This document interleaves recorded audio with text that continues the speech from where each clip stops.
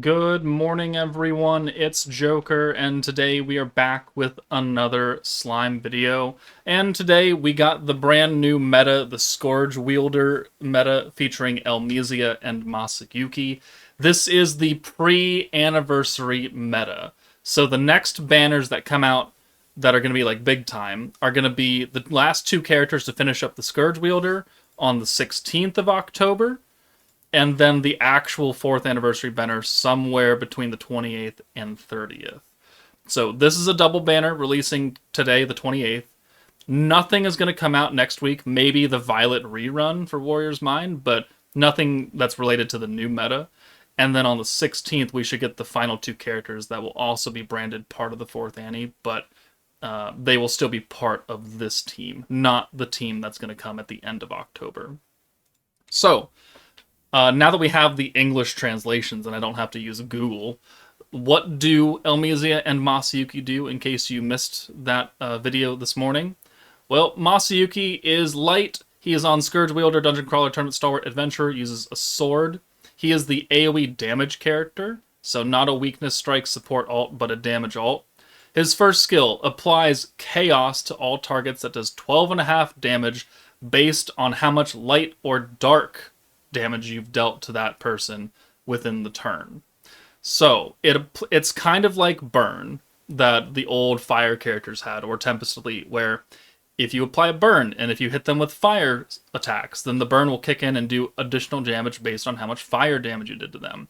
It's acting the exact same way. It just, this multiplier is a bit lower because it's taking into account two different elements, and it stacks just like Burn does. This only works for 2 turns, so maybe you can do some funny multi-skill uses with this. Could be applied.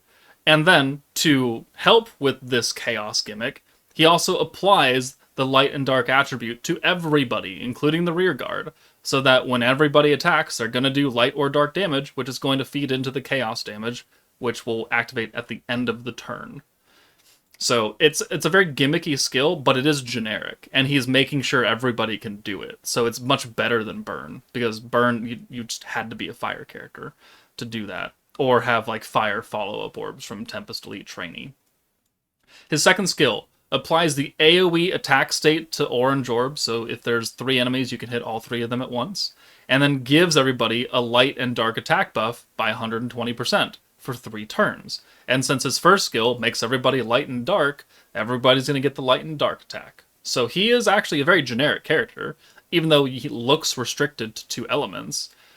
He's actually not restricted, because he himself is eliminating restrictions. The only thing that's restricted about him is the AoE for oranges, because if you're not running an orange team, then you're not going to get it. But rainbows count, so Violet, if you have a whole hand of rainbows, they're gonna get the AoE as well. And Violet will also act like a dark and light character, means that she will also get the light or dark attack buff.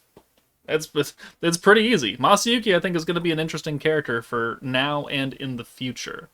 His trait, if you pull dupes of him, is protection gauge every 2 turns, which is pretty solid.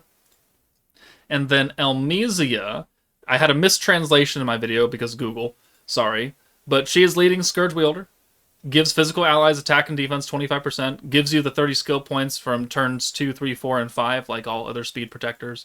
And then her skill is pretty much like Warrior's Mind Shuna, where she changes everything to orange, and then 2 of those are rainbows. She does have a skill reset by 1 level built into her. So Masayuki, his little light and dark gimmick lasts for 1 turn, 15 points, but if you use Elmesia the next turn, it's back to 15, and you can use it again for the minimum cost, or whoever else. It's not a full cost reset like Divine General Elmesia, but the fact that we have a skill reset on a burst team is kind of wild, so we will see a lot of use from this skill by itself. And then she also gives physical attack for everybody for 150%. Not physical attack damage like I translated earlier this morning. So it is a slightly less good skill, but 150 physical attack is still really strong, which means that you can also pair that with Warrior's Mind Blanc's 100% physical damage, and then we're going to go pretty nutty there. And then her trait, if you have dupes of her, is attack when you have 75% or more HP. So, overall, they're fairly generic characters. Are they the power creep version of Shuna? they're kind of doing different things. Shuna's built more for debuffs and enhancing those. Elmesia is built more for the reset gimmick, so we're going to have cheap skills throughout the entire fight and the physical buff. So they are doing different things, but they are very, very, very similar. And then as far as other featured characters on this banner, we do have Primal Demon Diablo, New Year's Milim, both who got their EX Unbound upgrades, and they both got skill fusions. I'll do a separate video for them. And then we also have Evil Rimuru and Guy from Warrior's Mind 1.0, and then for some friggin' reason, Protector of Peace Rimuru, who is useless. Absolutely useless in this meta. So he's not even on Scourge Wielder either. Like, I don't know why he's here. So overall, it's an okay banner. Milim got a really, really, really strong skill fusion, like ridiculously strong. I will do a showcase video for that.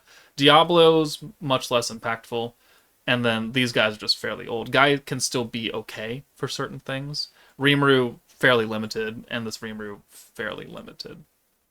So the value, not super awesome, but it is still, there are still good characters here. And then as a note, if you're a new player, please note that you can go into the event bazaar and you can farm up 2 free multis for the Elmesia and Masayuki banner just by doing the story event for this month, whatever it's called, the Wisdom something something. Let's go find it. Emperor and Hero's Wisdom Trial. By collecting all the currency and stuff, the books, you could then buy 2 free multis that you could use on their banner. So maybe you do that and you get lucky. You pull both of them or one of them. That's a big W because it's for free. So that is things to note. But the point of the video is, should you summon for this Elmesia and Masayuki? And it's really going to fall into 3 camps as usual. If you are an existing player who has either the Freerin team or the Warrior's Mind 2.0 team, so Shuna, Blanc, Goblet, Violet, that's kind of stuff, then no, I don't think you need to summon for this Masayuki / Elmesia, because you could already use Warrior's Mind in Inferno beatdown battle and anything below that. So that team is super strong. You can get away with it, and it'll clear. And Freerin team will clear that too, because this is a synergy meta. Freerin team is orange and synergy. They do have magic resistance, but you can probably get around that. So if you have 2 strong orange teams, one of the 2, then you don't need to summon. You're already covered.